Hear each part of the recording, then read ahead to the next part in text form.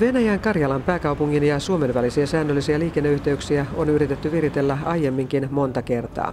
Lento- ja bussiyhteydet ovat kaatuneet matkustajapulaan. Nyt liikkeelle lähdetään varovaisemmin.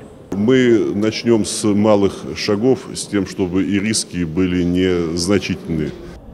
Suunnitteilla on uuden lentoyhteyden lisäksi junayhteys Petroskoista Sortovalan kautta Joensuuhun ja Kostomusen kautta Ouluun sekä Pietarista Imatralle. Aktiivinen osapuoli on nimenomaan Venäjä. Kyllä täällä tosissaan ollaan, että tämä ei ole pelkästään Karjalan tasavallan hanke. Kyllä tässä vahvasti on Venäjän rautatiet myös mukana ja sitten alueellinen Lokakuun rautatiet.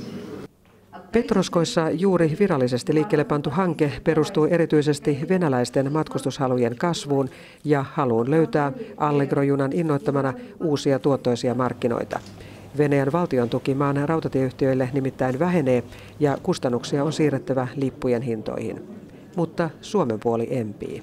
Kustannuksia totta kai tulee ja tässä ei ole pelkästään VR:llä tulossa kustannuksia, vaan koko yhteiskunnalle, koska meillä on erittäin heikossa jamassa näillä suunnitelluilla linjoilla infrastruktuuri. VR:ää innokkaampia ovatkin Itä- ja Pohjois-Suomen kunnat, joille helpottuva matkailu tuo rahaa.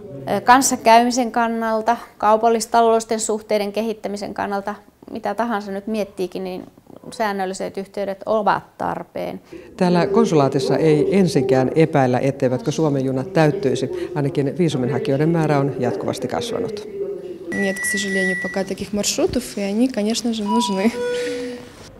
Moni epäilee silti, mahtaisiko päivittäinen junavuoro täyttyä. Siksi liikkeelle lähdetäänkin harvemmilla vuoroilla, jos kannattavuuslaskelmat niitäkään tukevat.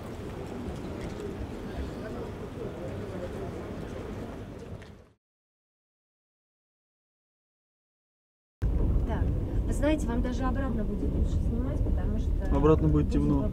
Я надеюсь, посветлее. Время-то сколько? 6 часов? А, нет, 6. Еще хуже, да, еще хуже будет, да. Не, лучше сейчас, да.